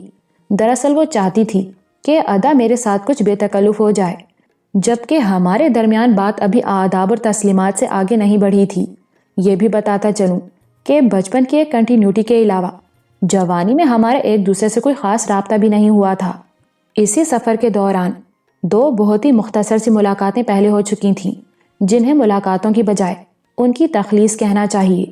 ایک وہ جب ہم پرنسس اندرا کے کمرے سے نکلے تو کچھ گلے شکوے ہوئے اور ممانی نگار ہم دونوں کو باہمی صلح کے لیے چھوڑ کر خود آگے بڑھ گئی اور ہمارا آپس میں ایک مختصر سا مکالمہ ہوا تھا۔ دوسری بار ادا نے پائیں باغ سے ملک صحن کے دروازے پر مجھے وہ خط دیا تھا جس میں میرے متعلق ایک غزل تھی، اور وہ غزل قارئین کے سامنے پیش کر چکا ہوں۔ یہ ملاقاتیں نہیں تھیں، بس روبروئی تھی۔ ممانی نگار کے کمرے میں ملاقات پہلی بار ہو رہی تھی، جس کے لیے ادا نے ذرا جرأت کی اور چھوٹی گل کے ذریعے مجھے بلا لیا تھا کہ ممانی نگار نے اپنی بڑی بہن سے شکایت کر دی تھی کہ ادا مجھ سے میل جول نہیں بڑھاتی، بات چیت نہیں کرتی، حالانکہ دونوں بہنیں چاہتی تھیں ہمارا میل جول بڑھے، ہم ایک دوسرے سے بے تکلف ہوں، مگر اودھ کی جس مسلم تہذیب کا خاکہ ماسبق میں پیش کر آیا ہوں وہ بڑے تکلفات اور حجابات سے عبارت تھی۔ اس تہذیب کے کچھ اصول اور تقاضے تھے، کچھ حدود و قیود تھیں۔ بے شک لڑکوں لڑکیوں کی محبتیں اس ماحول میں بھی گنگا جمنا کسی روانی کے ساتھ بہتی اور سفر کرتی تھیں، لیکن انہیں اپنے جی گنگا جمنی کرنے کا موقع شاذ و نادر ہی ملتا تھا۔ پھر نانا نواب کا گھرانہ تو تہذیبی روایات کی بڑی پاسداری کرتا تھا، اس لیے میرے اور ادا کے درمیان بھی تکلف اور حجاب کی ایک چلمن حائل تھی، جسے اس نے پہلی بار اٹھانے کی کوشش کی اور مجھے تنہائی میں بلا لیا تھا۔ میں اس کی بات سن کر خاموش ہو گیا تھا، وہ بھی اس ملاقات کی وجہ بیان کر کے چپ ہو گئی تھی۔ کبھی کبھی لڑکی اپنے ذہن میں سوچتی ہے کہ ملاقات ہوگی تو اپنے دل کھول کر رکھ دے گی، لڑکا بھی اظہاری جذبات کے طریقے سوچتا ہے، مگر آمنا سامنا ہوتا ہے تو کہنے کو الفاظ نہیں ملتے۔ ہم دونوں بھی اسی کیفیت سے دو چار تھے۔ آخر کمرے کی دھڑکتی خاموشی میں ادا کی آواز سنائی دی، اگر آپ اجازت دیں تو ہم آپ سے ایک فرمائش کریں۔ میں نے سوچا جب ملاقات کا سبب نکل ہی آیا ہے اور اب وہ کچھ فرمائش بھی کرنے والی ہے تو کیوں نہ تھوڑی سی بے تکلفی بھی ہو جائے، اس لیے ذرا مسکرا کے پوچھ لیا، کہیں آسمان سے ستارے توڑ کر لانے کے لیے تو نہیں کہو گی؟ ادا کی بے اختیار ہنسی نکل گئی۔ ہنسی کیا تھی، بس ایک جھانجھن چھنک رہی تھی اور چند سیکنڈ چھنکتی رہی، پھر غالباً اس خیال سے کہ ہنسی کی چھنک کمرے سے باہر بھی سنی جا سکتی ہے، ہنسی مسکراہٹ میں تبدیل ہو گئی اور ہونٹوں پر اس کے الفاظ بھی مسکرانے لگے۔ بھلا کوئی آسمان سے ستارے توڑ کر تھوڑی لاتا ہے، بس مشکل کام کے لیے محاورہ بن گیا ہے ستارے توڑ کر لانا، اسی لیے محاورہ استعمال کیا ہے کہ کہیں کوئی مشکل کام تو نہیں سونپ دو گی۔ میں نے بے تکلفی آگے بڑھائی، بعض عورتیں مردوں سے عجیب و غریب فرمائشیں کر دیتی ہیں، سنا ہے ایران میں ایک شیریں صاحبہ تھی، اس نے فرہاد سے جوئے شعر لانے کی فرمائش کر دی اور وہ بیچارہ تیشہ اٹھا کے کوہ بے ستون کاٹنے چل دیا۔ ادا کی مسکراہٹ پھر ہنسی میں بدل گئی۔ کیا آپ کے خیال میں ہم کوئی ایسی فرمائش کریں گے؟ امکان تو نہیں، میں نے جواب دیا۔ اودھ گنگا جمنا کی دھرتی ہے، یہاں نہریں بہت ہیں، پھر بھی کیا عجب، نانا نواب کے تعلقے میں اگر نہر نہیں تو نالا کھالا کھدوانے کی ضرورت پڑ جائے۔ نہر کی بانسبت کھالے کی کھدائی بے شک آسان ہوگی، مگر میں شکاری ہوں، کسی شکار کی فرمائش کرو گی تو ذرا سستا چھوٹ جاؤں گا۔ ادا اس بے تکلفی اور خوش طبعی پر ہنسے جا رہی تھی، بلکہ ہنسی کے مارے اس کا برا حال تھا۔ جھانجھن چھنک رہی تھی اور میں اس کی دلکشی سے لطف اندوز ہو رہا تھا۔ جب ہنسی تھمی، جھانجھن کی موسیقی مدھم ہوئی، مسکرا کے بولی، ہماری فرمائش تو کچھ اور ہے۔ کچھ بھی ہو، اب بھگتنا پڑے گی۔ فرمائش بتاؤ۔ ہم چاہتے ہیں آپ لاہور سے کبھی کبھی ہمیں خط لکھ دیا کریں۔ بس اتنی چھوٹی سی فرمائش؟ میں تو سمجھ رہا تھا اگر نہر کھدوانے کا ارادہ نہیں تو کوئی شیر ہاتھی مرواؤ گی۔ ہم کوئی بیجا فرمائش تھوڑی کریں گے آپ سے۔ اسے ابھی یہ بھی معلوم نہیں ہو سکا تھا کہ میں جنگل سے واقعی ایک زبردست شیر اور ایک مست ہاتھی کا شکار کر کے آ رہا ہوں۔ اس نے بودی کی ذہنی تبدیلی کے بارے میں بھی کچھ نہیں سنا تھا، ورنہ ضرور کچھ پوچھتی۔ غالباً چند ہی لمحے پرنسس اندرا کے جھمگٹے میں رہی، پھر وہاں سے کھسک آئی تھی۔ خط لکھنے کا وعدہ کیجئے نا۔ خطوں کا کیا ہے، کہو گی تو دن میں 2 3 درجن خط پوسٹ کر دیا کروں گا۔ خالی؟ وہ مسکرائی۔ نہیں، ان میں ہیر رانجھا، مرزا صاحباں، سوہنی ماہیوال کی حکایتیں لکھا کروں گا۔ جھانجھن پھر چھنکی۔ ہائے اللہ، آپ تو ہمیں ہنسائے دے رہے ہیں۔ خدا توفیق دے تو ہنسنا بھی چاہیے، ہنسی صحت کے لیے ضروری ہے۔ وہ سنجیدگی سے بولی، بس ہفتے میں 1 خط پوسٹ کر دیا کریں۔ اب میں بھی اسے سنجیدگی سے سمجھانے لگا کہ سریا اسے خط لکھتی رہے گی، وہ ان خطوں کو میرے ہی خط سمجھے۔ جانتی تھی میری اور سریا کی بات ہمیشہ ایک ہوتی ہے، پھر وہ بات بھی جو ابھی ہونے والی تھی میں نے سریا ہی کے سپرد کی اور سمجھا دیا تھا کہ اسے میرا انتظار کرنے کے لیے کہے۔ وہ سریا کی معرفت خط و کتابت کا طریقہ مان گئی۔ سفر کے متعلق میں نے کوئی اشارہ کرنا بھی مناسب نہیں سمجھا، کیونکہ سفر کا ذکر ہوتا تو پرنسس اندرا کی بات بھی نکلتی، جس سے میں بچنا چاہتا تھا۔ ہماری یہ پہلی ملاقات جو 20-25 منٹ جاری رہی بڑی خوشگوار تھی، اور اس ملاقات نے اس کے ذہن پر شبے کی کوئی لکیر چھوڑنا مناسب نہیں تھا۔ مگر اچانک اس نے سوال کیا، کیا پرنسس اندرا آپ کی دوست ہے؟ میں ایک لمحے کے لیے کچھ بوکھلا سا گیا کہ جس ذکر سے بچنا چاہ رہا تھا وہ اس نے خود چھیڑ دیا، مگر فوراً سنبھلا اور جواب دیا، ہاں ہے۔ آپ سے پرنسس کی ملاقات رانا صفدر نے کرائی ہے؟ ہاں، میں نے تسلیم کیا۔ آپ کی طرح اسے بھی شکار کا شوق ہے؟ میں نے بات مختصر کرنے کی کوشش کی۔ اب تم یہ پوچھو گی کیا میں اسے پسند کرتا ہوں، تو میرا جواب یہ ہوگا کہ یقیناً پسند کرتا ہوں، اور میرا خیال ہے تم نے بھی اسے پسند کیا ہوگا۔ ہم کچھ اور کہنا چاہ رہے تھے۔ میرا تجسس بڑھا، اور کیا؟ اس کے بات کرنے کا انداز، اور انداز کے ساتھ لہجہ بھی بدل گیا۔ ہم چاہتے ہیں اگر آپ نے ایک پرنسس سے دوستی کی ہے تو کسی معاملے میں بھی آپ کی بات اس کی بات سے، آپ کی حیثیت اس کی حیثیت سے، آپ کی شان اس کی شان سے کم نہیں ہونی چاہیے۔ یہ کہہ کر وہ پروکار انداز میں کھڑی ہو گئی۔ یہ بات ہم اس لیے کہہ رہے ہیں کہ آپ کی شان کے ساتھ ہماری شان اور ہمارے گھرانے کی آن ہے۔ آپ اونچے ہوں گے تو ہم اونچے ہوں گے۔ دنیا میں کچھ لوگ ایسے ہوتے ہیں جنہیں دوسروں پر برتر رہنا چاہیے، اور آپ ان میں سے ایک ہیں۔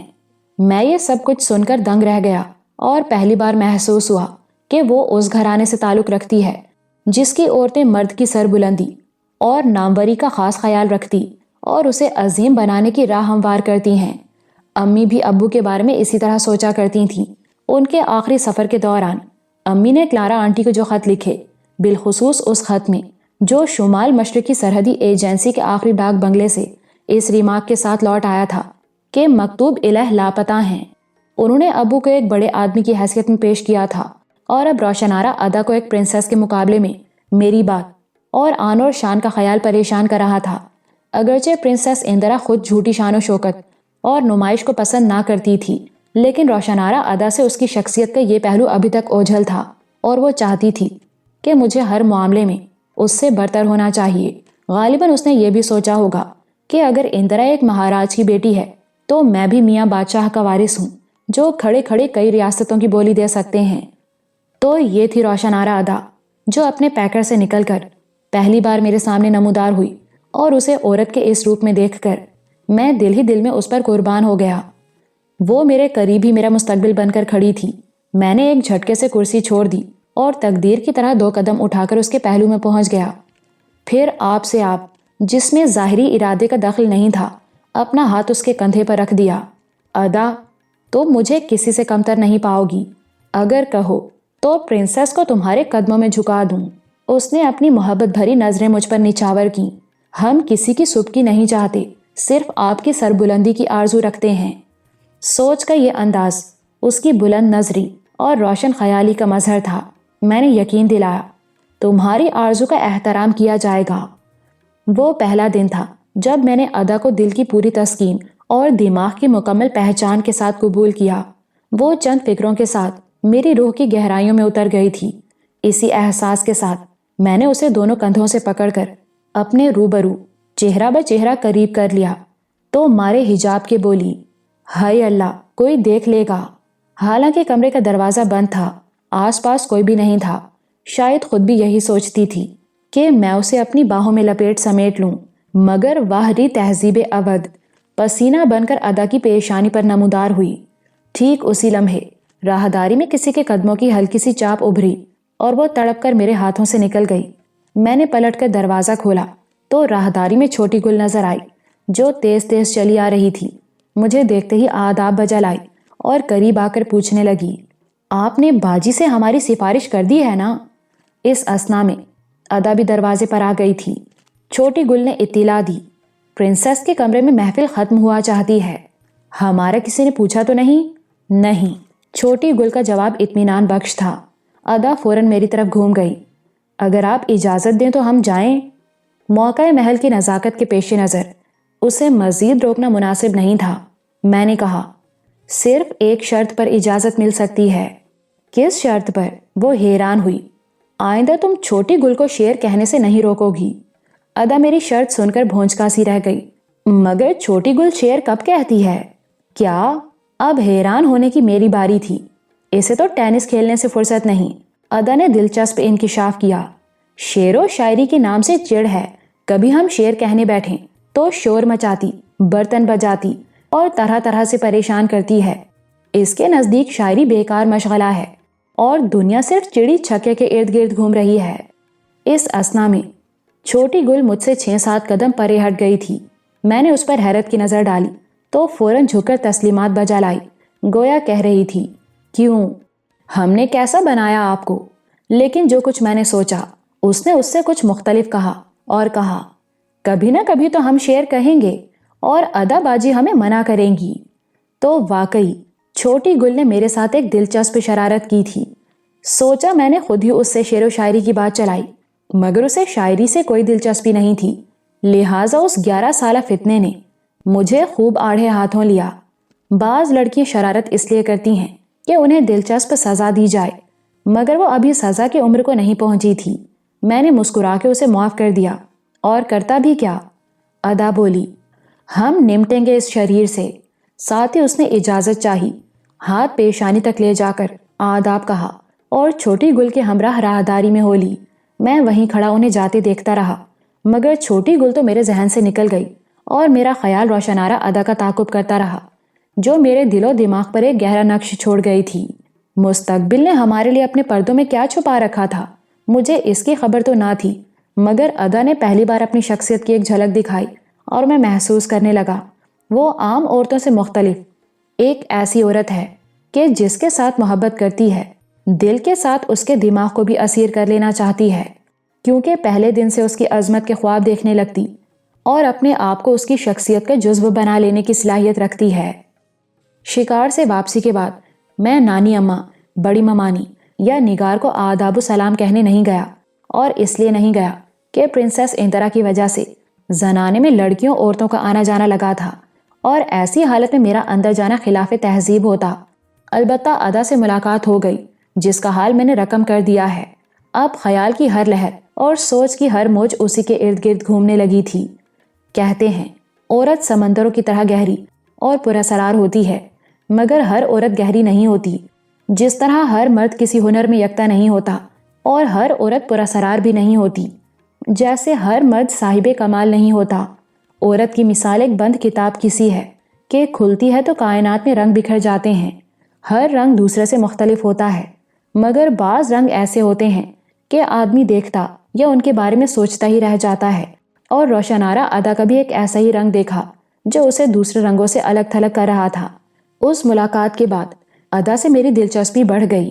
ممانی نگار اگر مجھ سے بے پناہ پیار کرتی تو اسے بھی بے حد چاہتی، اور اس کی سب سے بڑی خواہش یہ تھی کہ میں روشنارا ادا کو قبول کروں اور اپنے خلوت خانوں میں لے جاؤں۔ ایک دن مجھے اس کی لاڈلی کو لے کر جانا ہی تھا، لیکن ہر انسان کی زندگی کا کوئی نہ کوئی مقصد ہوتا ہے، اور ابو کا قصاص میرا مقصد حیات بن چکا تھا۔ اس مشن کی تکمیل سے قبل مجھے کوئی ذمہ داری قبول نہ کرنا تھی، مگر اندیشہ یہ تھا کہ نگار ہی میری راہ میں سب سے بڑی رکاوٹ بنے گی۔ میں اسی ادھیڑ بن میں تھا کہ کسی نے سرگوشی کی، نگار سے کیوں نہیں کہتے کہ اسی شرط پر ادا کو لینے آؤ گے جب وہ تمہیں ابو کا انتقام لینے کے لیے روانہ کرے گی۔ اس آواز نے مجھے چونکا دیا، مگر سر اٹھا کے دیکھا تو آس پاس کوئی بھی نہیں، اور میں دیوان خانے کے ایک صوفے پر تنہا بیٹھا تھا۔ تھوڑی دیر پہلے میرے ساتھی چھوٹے ماموں کے ساتھ رامپور شہر کی سیر کرنے نکل گئے تھے، اور میں یہاں آ کر اپنے خیالوں میں کھو گیا تھا۔ تو یہ آواز جو میں نے سنی میرے اپنے ہی خیال کی چاپ، اپنے ہی ذہن کی سرگوشی تھی، مگر میں اس بات پر حیران تھا کہ خیال نے آواز کی شکل کیسے اختیار کر لی۔ میرے کانشیس یا وجدان نے، جو اہل علم کے نزدیک انسان کی رہنمائی پر مامور ہے، مجھے مشورہ دیا تھا کہ اگر میں نے ادا سے شادی کو سفر کے ساتھ مشروط کر دیا تو نگار یہ شرط ماننے پر مجبور ہو جائے گی اور مجھے سفر کی اجازت دے دے گی۔ پھر بھی میں اسی فیصلے پر قائم تھا کہ اس سفر کی بات سریا یا چھوٹے ماموں کو کرنی چاہیے۔ رات کے کھانے سے تھوڑی دیر پہلے حویلی کی بڑی باندھی شگفتہ مجھے ڈھونڈتی دیوان خانے میں آئی۔ ممانی نگار نے، جو ابھی ابھی پرنسس اندرا سے فارغ ہو کر اپنے آشیانے میں لوٹی، مجھے بلایا تھا۔ جب میں اس کے کمرے میں داخل ہوا، اور یہ وہی کمرہ تھا جہاں تھوڑی دیر پہلے روشنارا ادا کے ساتھ ملاقات ہوئی تھی۔ اس نے جنگل میں میرے شکار اور بودی کی ذہنی تبدیلی کا واقعہ سن لیا تھا اور بڑی جذباتی ہو رہی تھی۔ مجھے اپنے قریب ہی بٹھا لیا اور بولی، ہم نے سنا ہے جنگل میں شیر نے آپ پر حملہ کر دیا اور آپ زخمی ہو گئے تھے۔ ظاہر ہے یہ واقعہ پرنسس اندرا اور سریا نے ہی اسے سنایا ہوگا، اور دونوں نے میری بہادری کے گن بھی گائے ہوں گے۔ میں نے جواب دیا، شکار میں یہی ہوتا ہے، کبھی درندہ گرتا ہے، کبھی شکاری کی جان پر بن جاتی ہے، اور قسمت جس کا ساتھ دے وہ کامیاب ہو جاتا ہے۔ جنگل میں قسمت نے میرا ساتھ دیا۔ جب پرنسس نے بتایا کہ آپ نے اتنے بڑے شیر پر گولی چلائی اور وہ دھاوا کر کے اوپر آ گیا، مگر آپ کئی منٹ اس سے دست بدست لڑتے رہے، تو سب سننے والیاں دانتوں میں انگلی داب کے رہ گئیں۔ پہلے تو ہم بھی سکتے میں آ گئے تھے۔ شیر سے لڑنا سب سے خوفناک معرکہ ہوتا ہے، مگر یہ سن کر ہمارا سر فخر سے اونچا ہو گیا کہ آپ نے شیر کو پچھاڑ دیا، اور سریا نے بتایا کہ آپ شیر کے خون میں نہا گئے تھے۔ لڑائی میں خون تو بہتا ہے، کسی کا کم، کسی کا زیادہ۔ میں نے شیر کی شہرک کاٹی تھی، اس لیے اس کا سارا خون مجھ پر گرا، کیونکہ میں اس کے نیچے تھا۔ نگار نے وفور جذبات میں مجھے تھام لیا، پیشانی پر مامتا کا بوسہ دیا اور قربان ہو گئی۔ اس نے پہلے بھی کئی بار میری پیشانی چومی تھی، کئی بار گلے لگا کر والیحانہ پیار کیا تھا، مگر اس دن ماتھا چوما تو ساتھ ہی آنکھیں چھلک پڑیں۔ میں حیران ہوا۔ آپ رونے کیوں لگیں؟ بس ہم الٹی سیدھی باتیں سوچتے ہیں تو رونا آ جاتا ہے۔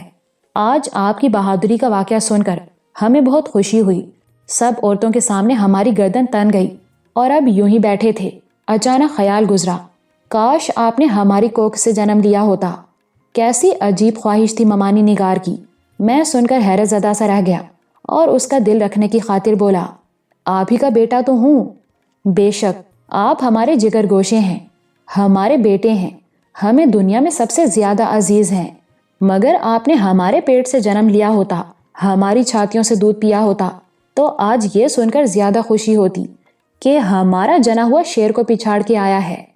یہ ایک عجیب المیہ تھا کہ ممانی نگار نے ایسے مرد سے محبت کی جسے حاصل نہ کر سکی، کیونکہ ابو کی پہلے ہی شادی ہو چکی تھی، اور وہ اپنی اندھی محبت کو سینے میں دبا کر بیٹھ گئی۔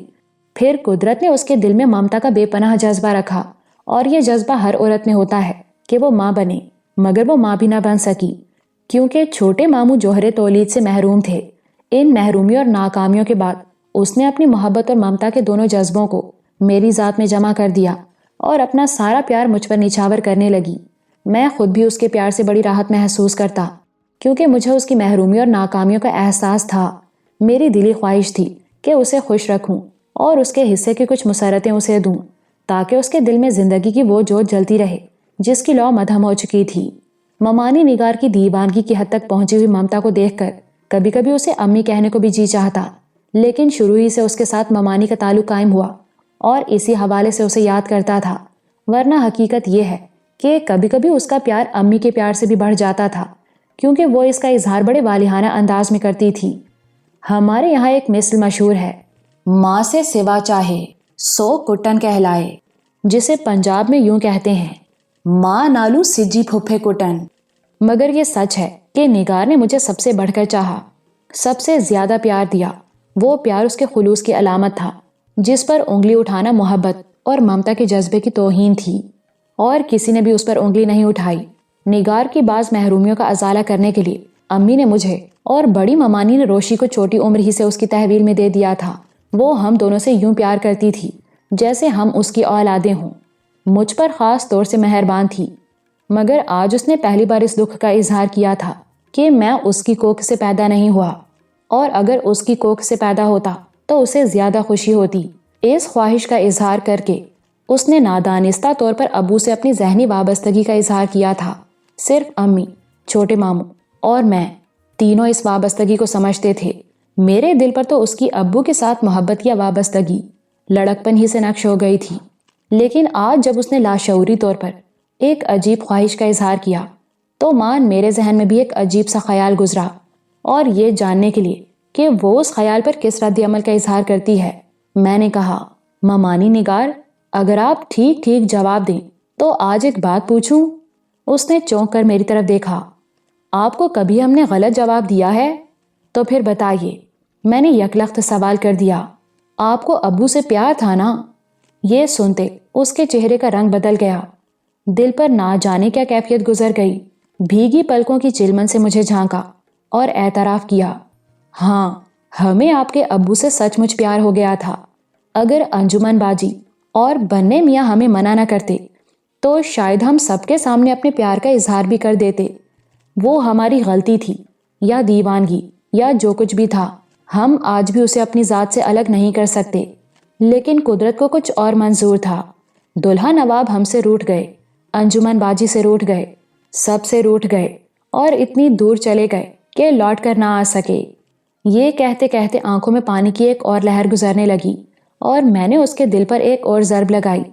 پھر تو آپ کو ابو کی رحلت کا اور بھی شدید صدمہ ہوا ہوگا۔ تمہیں کیا بتائیں بیٹے، اس نے بڑے کرب کے ساتھ جواب دیا۔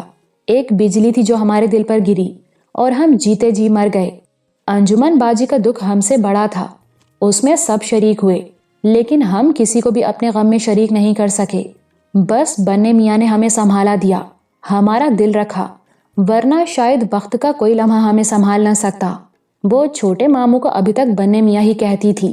میں نے بات آگے بڑھائی، کبھی کبھی آپ کو خیال تو آتا ہوگا کہ وحشیوں کے دیوتا نے آپ کے پیار کا خون کر دیا۔ وہ تڑپ گئی۔ کئی بار سوچا ہم اس درندے کا خون کر دیں جس نے انجمن باجی کا سہاگ اور ہمارا پیار نگل لیا، مگر ہم کچھ نہیں کر سکے کیونکہ قاتل ہماری دسترس سے بہت دور ہے۔ بس کبھی کبھی ہم آپ کے ابو کو یاد کر کے تڑپ اٹھتے یا پھر انجمن باجی کی حالت پر آنسو بہا لیتے ہیں۔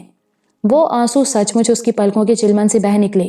یہ وہ عورت تھی جسے زندگی میں محرومیوں اور مایوسیوں کے سوا کچھ نہ مل سکا، مگر اس نے مختلف سہاروں سے اپنے آپ کو زندہ رکھا تھا، جینے کے کچھ آسرے ڈھونڈ لیے تھے۔ آج پہلی بار میرے اس کے درمیان ایک نازک معاملے پر گفتگو ہوئی۔ میں نے کچھ پوچھا، اس نے کچھ کہا، اور جو کچھ کہا وہ میری توقع کے عین مطابق تھا۔ میں یہی معلوم کرنا چاہتا تھا، آیا اس کے دل میں ابو کا انتقام لینے کی کوئی کسک، کوئی تڑپ موجود ہے یا نہیں؟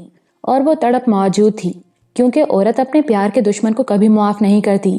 اب مجھے وہ بات کہنے کا موقع مل گیا جس کی خاطر میں نے یہ سارا نقشہ باندھا اور گفتگو کا ایک منظر نامہ ترتیب دیا تھا، اور یہ کہا میں نے، کچھ دوستوں کا خیال ہے کیوں نہ وحشیوں کے دیوتا سے ابو کا قصاص لیا جائے۔ میں نے قصاص کا لفظ استعمال کیا تاکہ وہ میرا مطلب اچھی طرح سمجھ سکے۔ اس نے بھیگی آنکھوں سے مجھے یوں دیکھا جیسے بادلوں کے حاشیوں میں کوندا لپکتا ہے، اور میں نے تھوڑی سی وضاحت کی تاکہ اس کا خوف دور ہو سکے۔ میرے دوست چاہتے ہیں اس درندے کو ہلاک کرنے کے لیے ایک ایسی پارٹی تیار کی جائے جس میں بہترین شکاری اور سابق فوجی شامل کیے جائیں جنہیں جنگ کا تجربہ ہو۔ وہ لوگ وحشیوں کو اچانک جا کر گھیر لیں، آدم خور درندے کو ہلاک کر دیں اور ابو کا قصاص لے کر لوٹ آئیں۔ یہ سنتے ہی نگار یکلخت کھڑی ہو گئی۔ میرا مطلب سمجھ لینے کے ساتھ یہ بھی جان گئی تھی کہ میں دراصل ایک کٹھن سفر اور خطرناک مشن کی اجازت چاہتا ہوں، کیونکہ ایسی کوئی پارٹی میری شرکت کے بغیر مکمل نہ ہو سکتی تھی۔ گویا پارٹی کے حوالے سے میں نے اپنی خواہش کا اظہار کیا۔ وہ مجھے حیرت کی نظروں سے دیکھتی رہی، پھر بولی، آپ نے جو کہا ہم سمجھ گئے، لیکن جو کچھ پوچھا اس کے جواب کا حوصلہ نہیں۔ حوصلہ پیدا کیجیے ممانی نگار، میں نے تھوڑی سی جرأت دلائی۔ عورتوں کا حوصلہ مردوں میں جرأت پیدا کرتا ہے۔ میں ابو کے خون کا بدلہ چاہتا ہوں۔ اس نے ہاتھ کے اشارے سے مجھے روک دیا۔ ایسی بات منہ سے نہ نکالیے جس کے الفاظ میں بجلیاں چھپی ہوئی ہیں۔ اگر آپ کو کچھ ہو گیا، اگر آپ واپس نہ آ سکے تو ہم مر جائیں گے، انجمن باجی کا گھر اجڑ جائے گا۔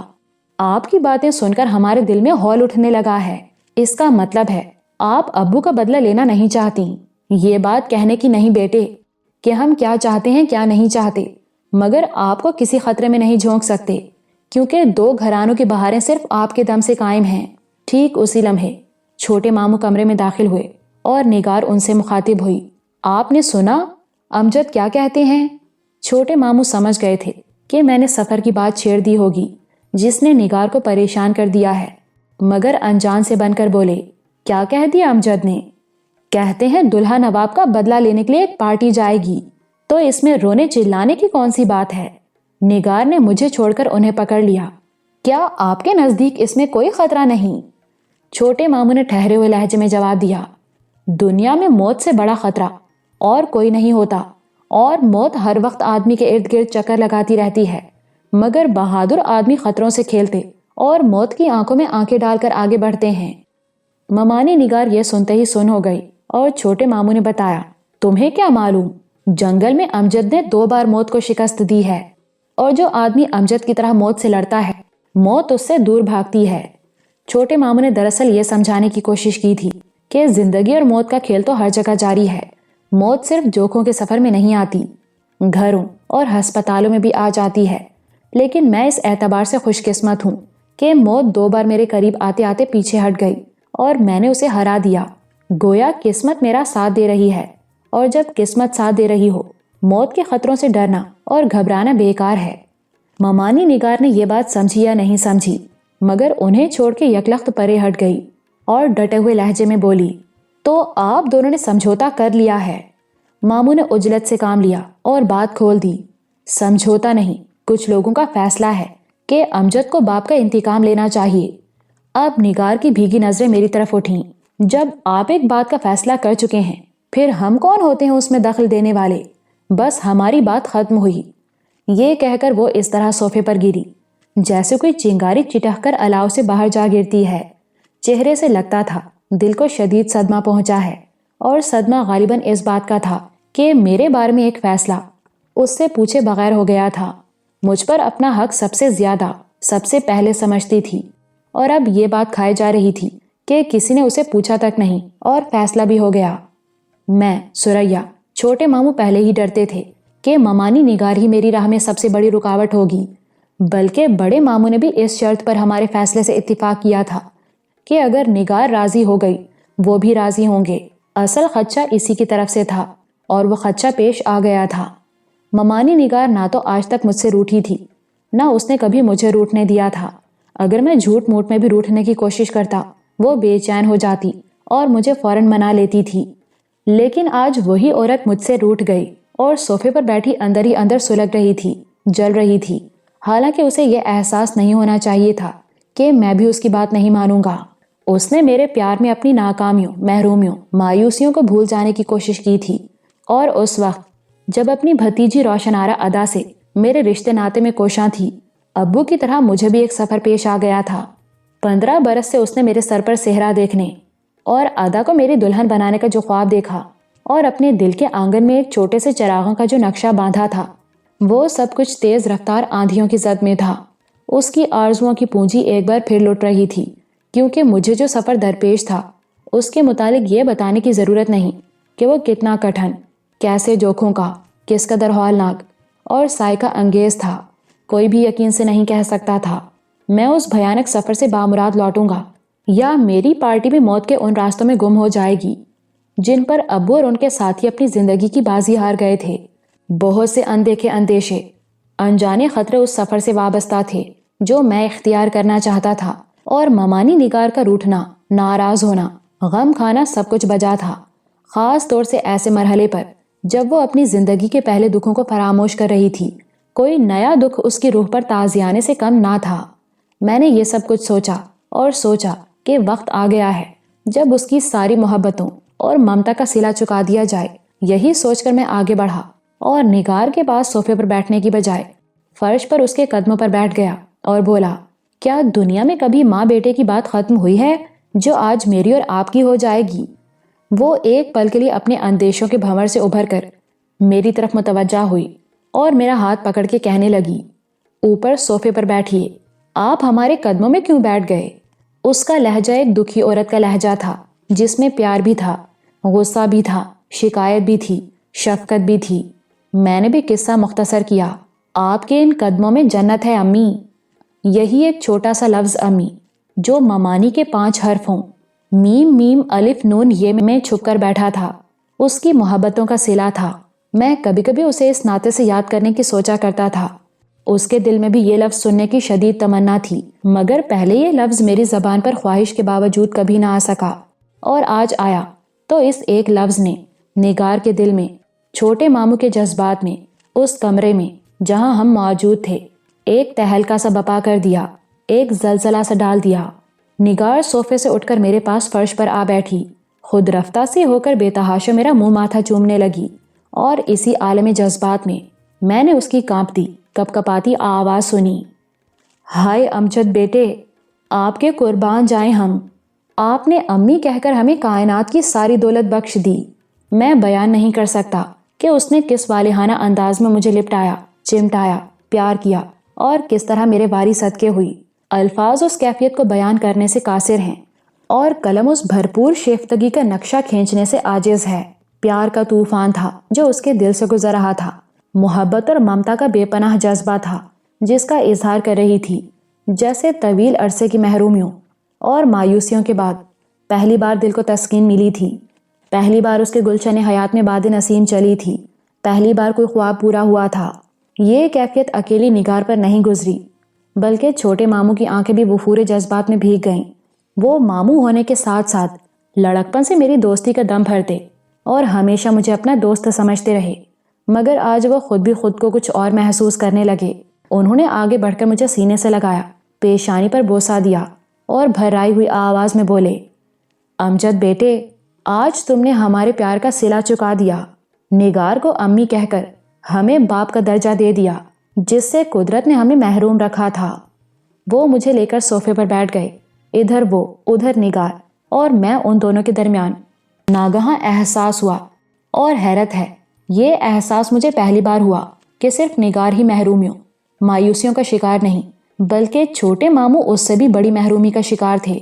کسی مرد کا باپ بننے کی صفت سے محروم رہنا ایک ایسا روحانی کلک ہے جو اندر ہی اندر اس کی روح کو گھن کی طرح کھا جاتا ہے۔ فیروز ماموں نے کبھی اس دکھ کا اظہار نہ کیا، بلکہ یوں لگتا تھا کہ انہیں اس بات کا احساس ہی نہیں، مگر پتہ چلا کہ اس دکھ نے انہیں کھا لیا اور اندر سے کھوکھلا کر دیا تھا۔ نگار تو بانجھ نہیں تھی، اس میں ماں بننے کی ساری صلاحیتیں موجود تھیں، صرف چھوٹے ماموں تولید سے آری تھے۔ اور ممانی نگار نے یہ جان لینے کے بعد بھی کہ وہ اپنے شوہر سے اولاد حاصل نہیں کر سکتی، کبھی علیحدگی یا طلاق کے بارے میں سوچا بھی نہیں تھا، بلکہ اپنے آپ کو اسی گھر اور اسی دہلیز سے وابستہ کر لیا جہاں اولاد کے سوا اسے سب کچھ مل سکتا تھا۔ یہ ایک بہت بڑی قربانی تھی۔ اسی قربانی نے ماموں کو خرید لیا اور اس کے شہدائی ہو گئے۔ کوئی کام اس کی مرضی کے بغیر نہ کرتے، ہر بات میں نگار کی پسند ناپسند کا خیال رکھتے اور اس کی چال کے مہرے بن گئے تھے، مگر اولاد سے محرومی کا دکھ دونوں کو تھا، اور دونوں نے اپنی شفقتوں اور محبتوں کے لیے ادھر مجھے ادھر ادا کو منتخب کر لیا تھا۔ کچھ دکھ گزرے وقتوں کے ہوتے ہیں جو ماضی کی خلش بن کر سینے میں بیٹھ جاتے اور آہستہ آہستہ منتمل ہوتے ہیں۔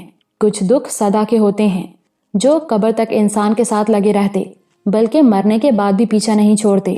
اور روح کو ڈستے رہتے ہیں، کیونکہ لوگ مرنے والے کو یاد کرتے اور کہتے ہیں فلاں بے اولاد مر گیا، اس کا نام آگے نہیں چلا۔ یہ دنیا کا سب سے بڑا دکھ ہے، اور جب تک مرنے والے کا ذکر ہوتا ہے اس کے حصے کا دکھ بھی اس کے نام کے ارد گرد چکر کاٹتا رہتا ہے۔ ممانی نگار اور چھوٹے ماموں اسی کرب میں مبتلا تھے، اور میں چاہتا تھا کہ انہیں اس کرب سے رہائی دوں، ان کا دکھ بانٹ لوں۔ چنانچہ جہاں میں نے ایک چھوٹے سے لفظ کی صورت میں ان کے پیار کا صلہ دیا، وہاں یہ یقین بھی دلایا آپ کا نام آپ کی ذات پر منقطع نہیں ہوگا بلکہ میرے نام سے چلے گا۔ ان الفاظ نے انہیں بے پایاں خوشی سے ہمکنار کر دیا اور ان کی دنیا ہی بدل ڈالی۔ پہلے کبھی انہیں اتنا خوش نہیں دیکھا۔ اس کیفیت نے اگرچہ چند لمحوں کے لیے اس ہولناک سفر کے ذکر کی تلخی بھلا دی تھی جو میں اختیار کرنے والا تھا، لیکن میں نے اسی کیفیت میں وہ ذکر پھر چھیڑ دیا اور نگار کو بتانے لگا آپ کو شاید اس بات کا رنج ہوگا کہ آپ کی مرضی کے بغیر سفر کا فیصلہ کر لیا گیا، لیکن یہ فیصلہ ان حالات کے تحت کیا گیا جو غیر متوقع طور پر اچانک ظہور میں آئے۔ پھر بھی آپ کی منظوری ضروری سمجھی گئی، اور بڑے ماموں نے صاف کہہ دیا تھا کہ اگر آپ راضی ہوں گی تو وہ بھی راضی ہوں گے۔ اس انکشاف نے اسے چونکا دیا اور احساس کی تلخی کم کر دی کہ اسے پوچھے بغیر کوئی فیصلہ کیوں کیا گیا، مگر اچانک ظہور پذیر ہونے والے حالات پر حیران ہوئی تو ماموں نے مختصر الفاظ میں پہلے بودی کے ذہن کی تبدیلی کا واقعہ بیان کیا، پھر بتایا کہ کس طرح شکار کے دوران دگل اور کریاپا سے ناگہاں ملاقات ہو گئی، جنہوں نے 15 برس پہلے ناصر نواب اور ان کی پارٹی کو تبت کے ایک دور افتادہ علاقے میں دیکھا اور انہی کے طفیل وحشیوں کے قید خانے سے رہائی پائی تھی۔ یہ دونوں واقعے حیرت انگیز طور پر یک کے بعد دیگرے ظہور میں آئے تھے، جن پر نگار کو بھی تعجب ہوا۔ پھر فیروز ماموں سے کہا پہلے تو کسی کو یہی علم نہ تھا کہ ناصر نواب نے کن راستوں پر سفر کیا تھا، وہ پارٹی سمیت کدھر چلے گئے اور حادثہ کس علاقے میں پیش آیا تھا، اس لیے ان کے مشن اور انتقام کی بات نہیں ہوئی۔ لیکن اب بودی اپنے ذہن کے اندھیروں سے لوٹ آیا ہے اور اگرچہ بول نہیں سکتا پھر بھی راستوں کی نشاندہی کر سکتا ہے۔ پھر دگل اور کریاپا کا مل جانا تو کسی اشارے غیبی سے کم نہیں، اس لیے فوراً وحشیوں کے آدم خور دیوتا سے انتقام لینے اور ناصر نواب کے آدرش کو پورا کرنے کا فیصلہ ہوا۔ امجد کے دوستوں نے سفر کی حامی بھری، دگل اور کریاپا رہنمائی پر تیار ہو گئے اور ہمارے ساتھ ہی آ گئے ہیں۔ اب تبت کا سفر مشکلوں اور جوکھوں اور خطروں کے باوجود ایک عظیم مشن کی تکمیل کا سفر ہے، اور ہم امجد بیٹے سے وعدہ کر چکے ہیں کہ تم انہیں سفر کی اجازت دے دو گی۔ نگار نے ساری بات توجہ سے سنی۔ دگل اور کریاپا کی آمد پر حیران رہ گئی، پھر بھی ذہن سے ان خطروں کا ہول کم نہ ہو سکا جو ابو اور ان کی پارٹی کو پیش آئے تھے۔ وہی خطرے اس کی روح میں شگاف ڈال کر بیٹھ گئے تھے، اور وہ ان کے بھیانک نتائج کو ابھی تک فراموش نہ کر سکی تھی۔ ایک عجیب انداز میں مجھ سے مخاطب ہوئی، بیٹے کیا ہمیں امی کہنے اور ہمارے ساتھ ماں کا رشتہ جوڑنے کے بعد بھی آپ یہ توقع رکھتے ہیں کہ ہم آپ کو ایک ایسے بھیانک سفر کی اجازت دے دیں گے جو 15 برس پہلے دلہا نواب اور ان کے ساتھیوں کے لیے موت کا سفر ثابت ہوا تھا؟ آپ ہی بتائیے۔ جو ماں یہ سن کر کہ اس کے بیٹے نے شیر کو پچھاڑ دیا اپنا سر فخر سے اونچا کر لیتی ہے، بیٹے کو بزدلی کے غلاف میں لپیٹنے کی کوشش کرے گی یا خطروں سے کھیلنے کی اجازت دے گی؟ سوال ایسا تھا کہ وہ ایک جھٹکے سے کھڑی ہو گئی مگر کوئی جواب نہ دے سکی۔ ذہن مضطرب اور دل بے چین تھا کہ کہے تو کیا کہے۔ چھوٹے ماموں بولے، اتنی پریشان کیوں ہوتی ہو؟ امجد تو پھر مرد ہے، مگر پرنسس اندرا عورت ہو کر کسی ہچکچاہٹ کے بغیر سفر میں ساتھ دینے پر تیار ہو گئی۔ یہ سن کر وہ ہڑبڑا سی گئی اور حیرت زدہ ہو کر پوچھنے لگی، کیا پرنسس اندرا بھی جائے گی؟ ہاں، جواب میں نے دیا۔ اس نے سفر کی حامی بھری اور ابو کے مشن کو ایک آدرش قرار دیا ہے۔ اب میں آپ کے جواب کا منتظر ہوں۔ نگار نے بڑی بے چینی سے ہاتھ میری طرف لہرایا۔ پھر آپ کے سوال کا جواب ہم کل دیں گے اور ہمارا فیصلہ آخری ہوگا۔ اگر آپ نے ہمیں ماں کا مان دیا ہے تو ہمارا فیصلہ بھی تسلیم کرنا ہوگا۔ ان الفاظ کے ساتھ سفر کی گفتگو ختم ہوئی اور میں پریشان سا ہو گیا، کیونکہ اندیشہ تھا اس کا فیصلہ میرے عزم سفر کے خلاف ہوگا اور وہ مجھے اس کا پابند کر لینا چاہتی تھی۔ میں حیران تھا، کیا کہوں کیا نہ کہوں، کہ فیروز ماموں نے اس کا فیصلہ مان لینے کا اشارہ دیا۔ پھر میں نہیں جانتا کب میرا سر نگار کے سامنے خم ہو گیا اور کس طرح یہ الفاظ میری زبان پر آ گئے، کوئی سعادت مند بیٹا ماں کی حکم عدولی نہیں کر سکتا، میں بھی نہیں کروں گا۔ اس طرح میں نے اپنے سفر کا فیصلہ نگار کی مرضی اور تقدیر پر چھوڑ دیا۔